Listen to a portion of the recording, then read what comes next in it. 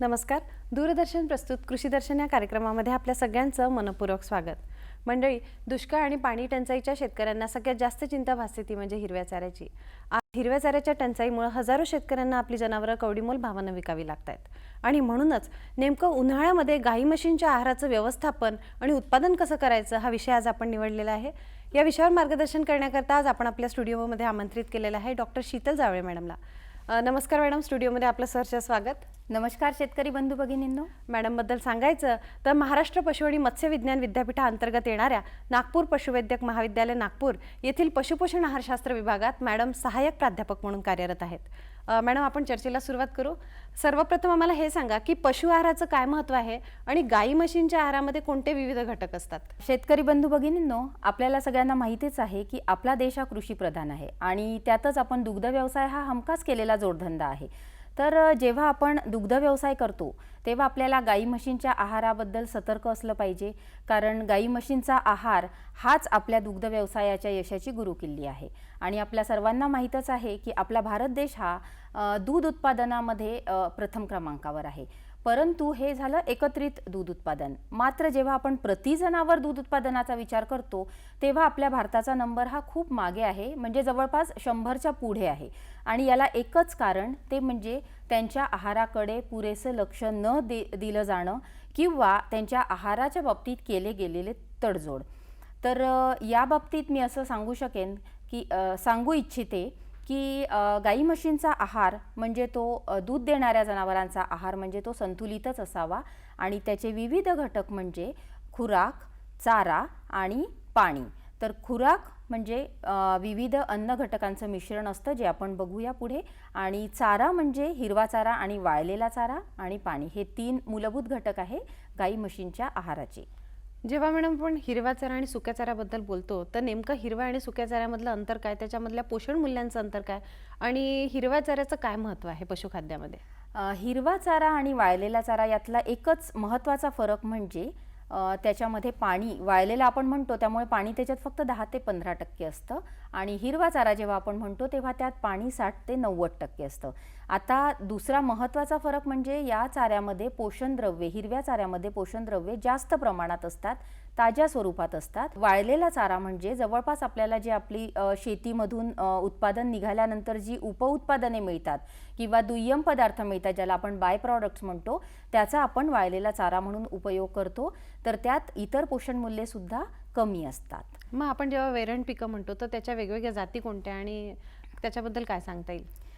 वैरण पिकं ही जनावरांसाठी जनरली आपण जी चारा पिकं म्हणून वापरतो त्यांच्या वेगवेगळ्या जाती आहेत. त्याचं आपण वेगवेगळं वर्गीकरण सुद्धा केलेलं आहे. तर सोप्या भाषेत सांगायचं तर पहिलं वर्गीकरण म्हणजे आपण बीजाच्या आधारे करतो, ज्याला एकदल आणि द्विदल असं म्हणतात. तर एकदल जी वैरण पिके आहे ती म्हणजे तृणधान्य वैरण पिके, जशी आपली तृणधान्य आहेत मका, गहू, ज्वारी, बाजरी, ओट. आणि द्विदल वैरण पिके म्हणजे लूसन आहे, बरसीम आहे किंवा ही डाळवर्गीय पिके आहेत. तर एकदल वैरण पिके जी आहेत त्याच्यामध्ये कार्बोदकांचं प्रमाण जास्त असतं आणि ही तंतुमय पदार्थांचंही प्रमाण याच्यात जास्त असतं. आणि याच्या उलट जी आपण द्विदल धान्य पिके, वैरण पिके म्हणतो त्याच्यामध्ये प्रथिनांचं प्रमाण जास्त असतं, खनिज द्रव्ये आणि स्निग्ध पदार्थांचंही प्रमाण जास्त असतं, आणि ही पिके सकस असतात. त्याच्यामुळे जनावरं द्विदल पद्धतीचा चारा जो आहे तो आवडीने खातात. मॅडम, जेव्हा आपण चाऱ्याची कापणी करतो तर पशुपालकांनी नेमकी केव्हा चाऱ्याची कापणी करायला हवी आणि त्याचं काही नियोजन असतं का? अर्थात त्याचं नियोजन असायलाच पाहिजे, कारण आपल्या सर्वांनाच माहिती आहे की वनस्पतीच्या ज्या वाढीच्या अवस्था असतात त्यानुसार त्यांच्यामध्ये पोषण मूल्यांचं वितरण केलं जातं. आणि सुरुवातीला जी वनस्पतींमध्ये सर्व पोषण मूल्य असतात ती हळूहळू मग फुलाचं निर्मिती झाल्यावर फुलाकडे आणि फुलापासून फळाची निर्मिती झाल्यानंतर फळाकडे रूपांतरित होतात आणि मग ती त्या चारा पिकांमध्ये शिल्लक राहत नाहीत. त्याच्यामुळे आपल्याला प्रत्येक पिकाच्या एक अवस्था असते कापणीची, त्यानुसार आपण जर त्याची कापणी केली तर निश्चितच जनावरांना योग्य प्रतीचा चारा आपण पुरवू शकतो. उदाहरण द्यायचं झालं तर मका आहे किंवा ज्वारी आहे यासारखी पिके आपण 50% फुलोऱ्यावर असताना किंवा कणसामध्ये दाणे भरलेले आहे आणि जी चिकाची अवस्था असते, कणसामध्ये दूध तयार होत आहे त्या वेळीच करायला पाहिजे. किंवा बरसीम आहे तर त्याची कापणी पहिली कापणी 50 ते 55 दिवसात आणि दुसरी कापणी 40 ते 45 दिवसात करता येईल. तर अशा पद्धतीने प्रत्येक पिकाची जी आहे ती एक ठराविक अवस्था असते ज्यात आपण त्याची कापणी केल्यास त्याच्यातून आपल्याला जास्तीत जास्त पोषण मूल्यांचा उपयोग जनावरांना करून घेता. जेव्हा आपण पशु आहार घालतो मॅडम जनावरांना तेव्हा बरेचदा असं आढळून येतं की त्याची नासाडी होते. जो हिरवा भाग आहे तो खाल्ला जातो, उर्वरित भाग हा म्हणजे त्याचं नासाडी होते. मग ही नासाडी जर आपल्याला टाळायची असेल तर आपण नेमकं काय करायला हवं? आताच आपण बघितलं की हिरव्या चाऱ्याचं किंवा एकंदरीत चाऱ्याचं काय महत्व आहे. आणि चारा आपल्याला दोन्ही प्रकारचा जनावरांना पुरवायचाच आहे. तर या बाबतीत मी असं सांगेन की जेव्हा जनावरं हिरवा चारा जनावरं आवडीने खातात आणि हिरव्या चाऱ्याचे महत्व पण म्हणजे फायदा पण जास्त होतो. पण काय होतं की जेव्हा आपण वाळलेला चारा देतो तेव्हा जनावरे वाळलेला चारा पुरेसा खात नाही. एकतर आपल्याला हा चारा कुट्टी करून द्यायला हवा, हा पहिला त्याचा नियम आहे. आणि शक्य झाल्यास वाळलेला आणि हिरवा चारा दोन्ही तुम्ही मिक्स करून दिला तरी त्याचा पूर्णपणे उपयोग होऊ शकतो, चाऱ्याची नासाडी होत नाही. आणि हा चारा जो आहे तो चारा चावण्यासाठी जनावराची जी ऊर्जा खर्च होते ती वाचते याच्यामध्ये. आणि जवळपास चारा सुद्धा 30% पर्यंत चारा जो इतर वेळी वाया जाऊ शकतो तो त्याचं पण आपलं बचत होते. आणि जनावराच्या चारा चरवण प्रक्रियेमधील पण जी आहे ती ऊर्जा वाचते आणि ती मग उत्पादनाकडे वळवली जाते आणि त्याच्यापासून आपल्याला जास्त उत्पादन मिळू शकतं. आणि हिरव्या चाऱ्याचं महत्व जर म्हणाल तर त्याचं असं आहे की हिरव्या चाऱ्यामध्ये जीवनसत्व अ हे जास्त प्रमाणात असतं. त्याच्यामुळे त्याला जीवनसत्व अ आणि कॅरोटीनचा पुरवठा होतो, त्यामुळे त्याची त्वचा चांगली राहते, डोळे तजेलदार होतात, पाणीदार होतात. आणि एकंदरीत म्हणजे चारा तुम्ही कोणत्या पद्धतीचा देताय हे तुम्हाला जनावराच्या शरीरयष्टीवरनं कळू शकतं. शिवाय आपण आताच बघितलं की ही जनावरं जी आहे ती रवंथ करणारी आहे, तर त्याच्यामुळे त्यांची पचन संस्था जी इतर जनावरांपेक्षा वेगळी आहे. आणि हे चारा जेव्हा आपण देतो तर हे पचन संस्थेचं नियमित कार्य सुरळीतपणे होण्यासाठी हा चारा आवश्यक असतो. म्हणजे रोमांतिकेमध्ये जी असंख्य जीवाणू आणि बॅक्टेरिया, प्रोटोझोआ, फंगाय ही जे जीवाणू असंख्य असतात त्याचं एक सर्वसाधारण कार्य चालण्यासाठी आपल्याला हा चारा त्यांना देणं गरजेचं आहे. शिवाय त्यांची पचनसंस्था मोठी असते, जनावराचं पोट मोठं असतं. मग हा चारा खाल्ल्यानंतर तो पोटात जाऊन जेव्हा पाणी शोषून घेतो तेव्हा जनावराला भूक भागल्याची जाणीव होते, पोट भरल्याची जाणीव होते. आणि त्याच्यानंतर जो खाल्लेला भाग आहे म्हणजे पचवलेला भाग पुढे पचनसंस्थेत ढकलण्यासाठी हा चारा उपयोगी पडतो.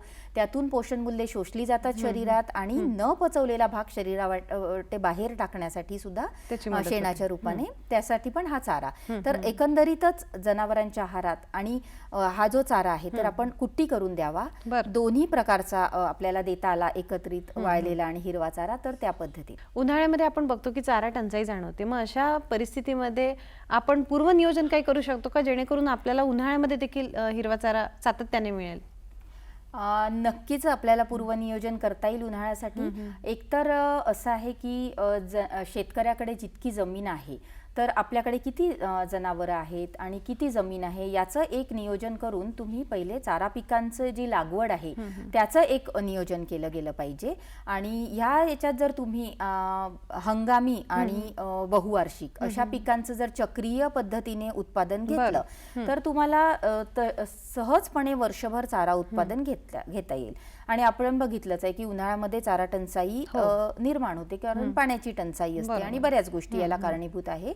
तर अशा वेळी आपण जो पावसाळ्यामध्ये अतिरिक्त स्वरूपात जो चारा उपलब्ध असतो तर तो वाया जाऊ न देता त्यावेळी त्याची बारीक कुट्टी करून त्याला मुरघासच्या स्वरूपात आपल्याला साठवून ठेवता येईल आणि मग हा मुरघास रूपी चारा आपण पुढे त्यांना उन्हाळ्यामध्ये पुरवून म्हणजे आपल्या दूध उत्पादनात घट न होऊ देण्याचा सर्वात उत्तम उपाय आहे तो म्हणजे जनावरांना मुरघास देणे.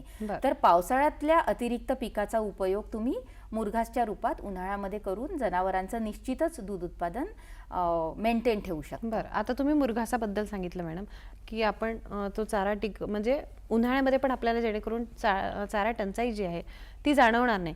मग चारा निर्मितीसाठी काही नवीन टेक्नॉलॉजी किंवा अद्ययावत असं तंत्रज्ञान आहे का? मुरघास तर सर्वांनाच माहिती आहे की आपण कशा पद्धतीने करतो. नवीन एक तंत्रज्ञान बऱ्याच जणांनी ऐकलं असेल ते म्हणजे हायड्रोपोनिक. तर चारा निर्मितीसाठी हे आपण अद्ययावत तंत्रज्ञान याच्यासाठी म्हणतो की याच्यामध्ये आपण मातीचा उपयोग न करता, ज्याला आपण मातीविना शेती म्हणतो, तर फक्त पाणी आणि काही न्यूट्रिएंट्स देऊन आपण त्यातनं चारा पिके घेऊ शकतो. जसं आपण 1 किलो मक्यातून आपल्याला 7 ते 8 किलो पर्यंत हिरवा चारा मिळू शकतो. कधी कधी चांगलं बीज असलाच मक्याचं त्याला आपल्याला 10 किलो पर्यंतही तो मिळवता येईल. म्हणजे 40 रुपये किलो मक्याच्या बियापासून तुम्ही जर 10 किलो मकाचं हिरवा चारा मिळवत असाल तर तुम्हाला 4 ते 5 रुपये किलोने तो हिरवा चारा पडतो. म्हणजे कमी खर्चात पण हे तंत्रज्ञान आहे त्यात आजकाल बऱ्याच सुधारणा पण झालेल्या आहे. पूर्वी त्याचे युनिट्स जेव्हा त्याचं म्हणजे सुरुवात झाली त्याच्यानंतर आतापर्यंत बऱ्याच सुधारणा झाल्या. काही लो कॉस्ट हे पण युनिट्स पण डेव्हलप केले गेलेले आहेत.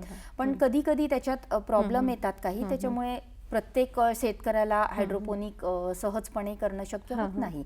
पण दुधाळ जनावरं जर असतील आणि उत्तम दूध देणारी असतील तर आपण याचा विचार निश्चितच करू शकतो. चारा निर्मितीसाठी जमिनीची उपलब्धता म्हणजे आवश्यकच असते, असावीच लागते. केवळ हायड्रोपोनिक्सच्या संदर्भात विचार केला तर जमीन कमी लागते. मग जमिनीबद्दल काय सांगाल आणि त्या संदर्भात पिकांबद्दल काय सांगाल की किती पिकांसाठी किती जमीन आवश्यक आहे अशा पद्धतीने?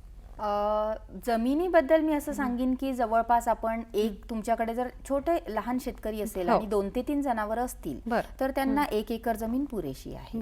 आणि एका एकरातून तुम्ही 45 ते 50 टन उत्पादन घेऊ शकता वर्षभराला आणि ते तुम्हाला चाऱ्याला पुरेसं होतं. पण जर जास्त जनावर असतील, जशी 10च्या वर असतील, तर मात्र तुम्हाला 2 ते 3 हेक्टर जमीन असल्यास तुम्ही त्याचं चक्रीय पद्धतीने सुद्धा पिकांचं नियोजन करू शकता. आणि कुठल्याही पिकाच्या वैरण पिकाच्या याच्यात सुद्धा किंवा कुठल्याही याच्यामध्ये 2 तरी तुटीचे कालखंड येतातच.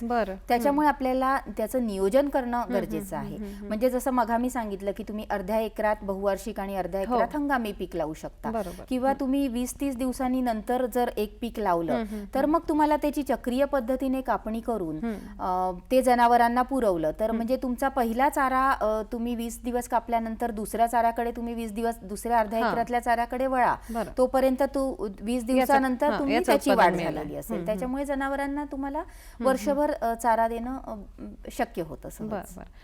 मॅडम, आपण अलीकडे बघतोय की अजोला हे पूरक खाद्य म्हणून वापरलं जात आहे आणि अजोल्यामध्ये प्रथिनांचं प्रमाणही जास्त असतं. मग अजोल्याबद्दल अजून काय सांगाल?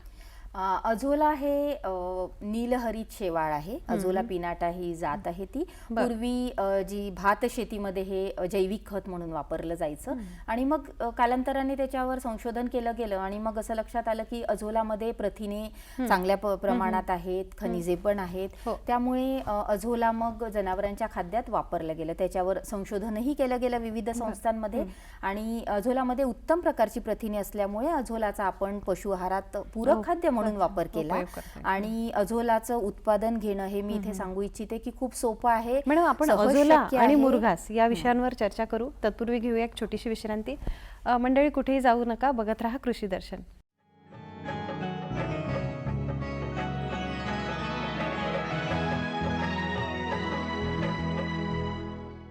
मंडळी, आपलं पुनश्च स्वागत. आज आपण चर्चा करतो आहे की उन्हाळ्यामध्ये नेमकं गाई म्हशीं करता हिरव्या चाऱ्याचं उत्पादन आणि व्यवस्थापन कसं काय करायचं. आणि आपल्यासोबत आहेत doctor Sheetal Jawale madam. Madam, आपण अझोला निर्मिती संदर्भात बोलत होतो, तर काय सांगाल? अझोला हे एक नीलहरित शेवाळ आहे, जैविक खत आहे आणि पूर्वी ते भात शेतीसाठी त्याचा उपयोग होत होता हे आपण बघितलं आहे. तर जेव्हा त्याच्यावर संशोधन केलं गेलं तेव्हा असं लक्षात आलं की याच्यात प्रथिने चांगल्या प्रमाणात आहे आणि प्रथिनमध्ये सुद्धा जी अमिनो आम्ले असतात ती सुद्धा उत्कृष्ट प्रकारची आहेत.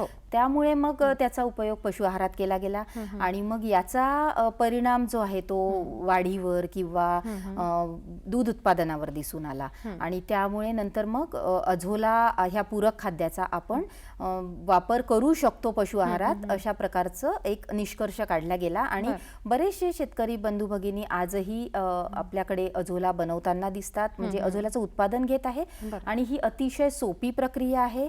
कुणीही घरी करू शकतं, अगदी 1 जनावर असणारा शेतकरी पण करू शकतो आणि 10 जनावर असणारा शेतकरी पण करू शकतो आणि आपापल्या उपलब्धतेनुसार आणि जागेच्या उपलब्धतेनुसार ते फार कमी खर्च असणारी ही प्रक्रिया आहे. त्याला एक आपलं टार्पोलिन प्लास्टिक किंवा सिल्पोलिन प्लास्टिक हे सोडलं तर बाकी सगळी जी साहित्य सामग्री लागते जसं पाणी, शेण, माती ते सगळं आपल्याकडे उपलब्ध असतं. त्यामुळे फार कमी खर्चात अझोलाचं उत्पादन घेता येतं आणि त्याचा निश्चितच एकतर आपलं उत्पादन शुल्क कमी होतं, दूध उत्पादनाची किंमत कमी होते आपण अझोलाचा उपयोग केला आहारात तर, आणि थोड्या प्रमाणात खुराक कमी असल्यामुळे ही उत्पन्नाची किंमत कमी होते आणि वाढ सुद्धा चांगली होते आणि गाई म्हशीच नाही तर सगळीच जनावरं अझोला अत्यंत आवडीने आणि चवीने खातात असं दिसून आलं आहे. फक्त अझोला करताना आपल्याला एक काळजी घ्यायला पाहिजे की जो अझोलाचा खड्डा असतो, आपण एकदा केला खड्डा, प्लास्टिक टाकलं, पाणी, शेण, त्याची एक सोपी प्रक्रिया आहे आपल्या, आणि तो अझोलाचं जे आपण त्याच्यामध्ये कल्चर टाकतो किंवा बीज टाकतो तर ते आपल्याला कुठल्याही केव्हीके मध्ये किंवा आमच्या प्रक्षेत्रावर पण उपलब्ध आहे. तर जे काही प्रशिक्षणार्थी येतात त्यांना पण आम्ही उपलब्ध करून देत असतो आणि ते फक्त त्याचा मेंटेनन्स तुम्हाला जे आहे त्याचं व्यवस्थापन योग्य प्रकारे केलं गेलं पाहिजे. तर तुम्ही साधारणतः एका खड्ड्यातून 4 महिनेपर्यंत ते 6 महिनेपर्यंत म्हणजे 2 बाय 2 मीटरचा जर खड्डा असेल तर त्याच्यातून रोज तुम्ही 800 ग्रॅम ते 900 ग्रॅम किंवा क्वचित प्रसंगी 1 किलो सुद्धा अझोला त्यातून तुम्हाला मिळू शकतो. फक्त अझोला जेव्हा आपण वापरतो तेव्हा बाकीच्या गोष्टींची आपल्याला काळजी घ्यायची आहे की आपण पाण्यात शेण टाकतो त्यामुळे त्याला थोडा शेणाचा वास असतो. मग अझोला काढल्यानंतर तो स्वच्छ धुवून घेणे आणि मग तो जनावरांना खाऊ घालणे, आणि खाऊ घालताना सुद्धा आपल्याला ही काळजी घ्यायची आहे की जनावरांचं जे आवडीचं खाद्य असतं जसं की खुराक, तर तो त्यामध्ये मिसळून सुरुवातीला थोडा थोडा देऊन मग आपण त्याची क्वांटिटी वाढवू शकतो आणि त्याचं प्रमाण मग वाढवून तुम्ही दिलं की एकदा म्हणजे चवीची सवय झाली की जनावर मग तो अझोला आवडीने खातात. जनावर नाही तर कोंबड्या, शेळ्या, मेंढ्या सगळ्याच म्हणजे त्यात हे महत्त्वाचं आहे की जेव्हा तुम्ही अझोला घेताय तेव्हा त्याला व्यवस्थित धुवून तो मग जनावरांना द्यायचं. आणि ह्या अझोलामध्ये अजून एक लक्षात घेण्यासारखी गोष्ट अशी आहे की त्याच्यात पाण्याचं प्रमाण भरपूर असतं, जवळपास 92 ते 94% पाणी असतं. त्यामुळे जर तो अझोला वापरला गेला नाही तर त्याला लवकर बुरशी लागते. त्याच्यामुळे मग तो अझोला तुम्ही शेडमध्ये वाळवणे आणि तो वाळवलेला अझोला मात्र तुम्ही नंतर परत वापरू शकता. मॅडम, आपण अझोलाबद्दल बोललो आणि आता आपण मुरघासाबद्दल बोलणार आहे, पण त्यापूर्वी आपण एक छोटीशी विश्रांती घेऊया. मंडळी, कुठेही जाऊ नका, बघत राहा कृषी दर्शन.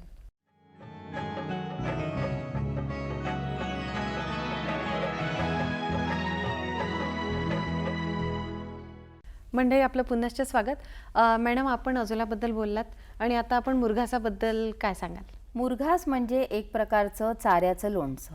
म्हणजे जेव्हा आपल्याकडे मग आपण सांगितलं की पावसाळ्यामध्ये जेव्हा अतिरिक्त चारा उपलब्ध असतो आणि आपल्याला सगळ्यांनाच माहिती आहे की हिरव्या चाऱ्यात पोषण मूल्य खूप जास्त प्रमाणात असतात, मग त्या पोषण मूल्यांचं संधारण करून ठेवणं म्हणजे मुरघास. म्हणजे ती आहे त्या परिस्थितीत आपण त्याला साठवून ठेवणे.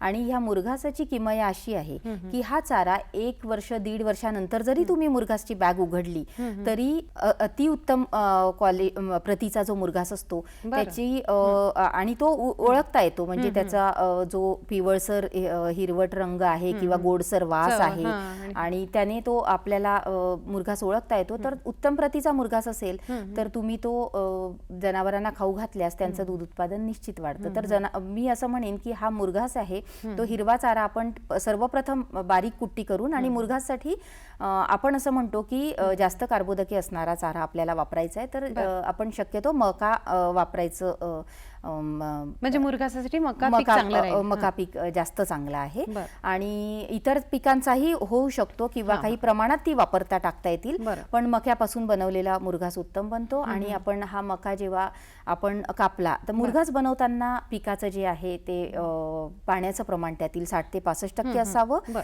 त्याच्यानंतर त्याची 1 ते 1.5 इंचाची कुट्टी करायची आहे. आणि हा हवाबंद अवस्थेत साठवायचा असल्यामुळे सुरुवातीला आपण मुरघास ज्यात तयार करतो आहे, आजकाल खूप म्हणजे नवीन नवीन प्रकार निघाले, जसं आपण एक प्लास्टिकच्या ड्रम मध्ये मुरघास बनवतो किंवा पूर्वी आपण जम्बो बॅग्स मध्ये बनवायचो, आता आपण छोट्या पोत्यांमध्ये किंवा प्लास्टिक बॅग्स मध्ये मुरघास बनवतो. तर ते दाबून भरणे जेणेकरून त्यातली हवा निघून जाईल आणि मग त्यावर प्रक्रिया होऊन तो आपल्याकडे 45 ते 60 दिवसात एक सुंदर प्रतीचा उच्च प्रतीचा चारा निर्माण होतो. त्याला आपण मुरघास म्हणतो. आणि हा आपण जनावरांना खाऊ घातला तर निश्चितच तुमचं दूध उत्पादन त्या जनावराचं वाढणार आहे. ही म्हणजे हे खात्री आहे आपल्याला की मुरघास प्रत्येक शेतकऱ्याने, आणि आता जवळपास सर्वच शेतकरी जे जागरूक आहेत आणि ज्यांच्या जनावरांचं दूध उत्पादन चांगलं आहे ते मुरघास वापरायला त्यांनी सुरुवात केलेली आहे. स्वतः बनवायला सुरुवात केलेली आहे.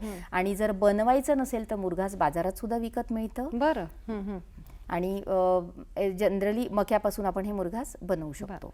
तर आतापर्यंत आपण हिरव्या चाऱ्याबद्दल बोललो मॅडम. सुका चारा कधी कधी असं होतं की केवळ सुका चारा आणि सुका चाराच जनावरांना देता येतो, कारण चारा टंचाई असते, तर हिरवा चारा उपलब्ध नसतो. आणि खुराक जर दिली तर खाद्य खर्च, पशुखाद्य खर्च वाढतो. मग अशा परिस्थितीत केवळ सुका जर चारा द्यायचा असेल मग त्यावर काही प्रक्रिया करता येईल? सुका चारा देताना सुद्धा बऱ्याच प्रक्रिया त्यावर आपल्याला करता येतात, जसं युरिया प्रक्रिया आहे किंवा मीठ, गुळाचं पाणी, खनिज मिश्रण हे शिंपडून आपण त्या चाऱ्यांवर दिलं तर जनावरांना त्याचं थोडीशी चवीतही बदल होतो आणि त्याची पोषण मूल्य पण वाढतात. म्हणजे आपण कसं करू शकतो? उन्हाळ्यात जर आपल्याला सुका चारा द्यायची वेळ आली म्हणजे प्रमाणापेक्षा जास्त, तर मग तुम्ही त्याच्यावर पाणी शिंपडून पाण्यामध्ये मीठ आणि गूळ, खनिज मिश्रण, कधीतरी युरिया प्रक्रिया करू शकतो. म्हणजे सुक्या चाऱ्याबद्दल बोललो तर आपण युरिया प्रक्रिया करू शकतो. आणि हिरव्या चाऱ्या बाबतीत तर तुम्ही सांगितलं की वेगवेगळे पर्याय पण आहेत. मुरघास आपण तयार करू शकतो. या बाबतीत मी एक सांगू इच्छिते की आपल्याला चारा जो आहे तो विविध प्रकारचा द्यायचा आहे. एक प्रकारचा न देता त्याच्यानंतर एकदल आणि द्विदल ह्या दोन्ही प्रकारचा चारा द्यायचा आहे. चारा नेहमी कुट्टी करूनच द्यायचा आहे. आणि सर्वात महत्वाची गोष्ट जी आहे शेतकरी बंधू भगिनींनो, ती म्हणजे अशी की चारा पिकाची, वैरण पिकांची लागवड करताना तुम्ही उत्कृष्ट बियाणं निवडलं पाहिजे. ज्या शिफारसी केलेल्या आहे त्या जातीचं बियाणं निवडूनच तुम्ही जर म्हणजे चारा वैरण पिकांची लागवड केली तर तुम्हाला वैरण पिकांचं उत्पन्न सुद्धा जास्त मिळेल आणि तो सकस आणि पौष्टिक चारा त्यातून तुम्ही निर्मिती करू शकाल. तर निश्चितच तुमच्या जनावरांचं जे आहे ते दूध उत्पादन वाढणार आहे आणि आपल्या शेतकरी बंधू भगिनींची आर्थिक परिस्थिती सुद्धा यातून सुधारेल. तर मॅडम निश्चितच मुरघासाबद्दल आणि हायड्रोपोनिक्स बद्दल आणि जनरल जी तुम्ही माहिती दिली ती निश्चितच शेतकऱ्यांना फायदेशीर ठरेल. मंडळी, आजच्या मार्गदर्शन मॅडमनी जे केलं त्यामधनं तुम्हाला निश्चितच हायड्रोपोनिक्स तंत्रज्ञानाबद्दल माहिती मिळाली असेल, मुरघासाबद्दल माहिती मिळाली आणि चारा प्रक्रिया कशी करायची याबद्दलही माहिती मिळाली. मॅडम, तुम्ही वेळात वेळ काढून आमच्या इथे आलात आणि शेतकऱ्यांनी इतकं बहुमूल्य असं मार्गदर्शन केलं, त्यामुळे दूरदर्शनच्या वतीने मी आपले आभार मानते. धन्यवाद. धन्यवाद.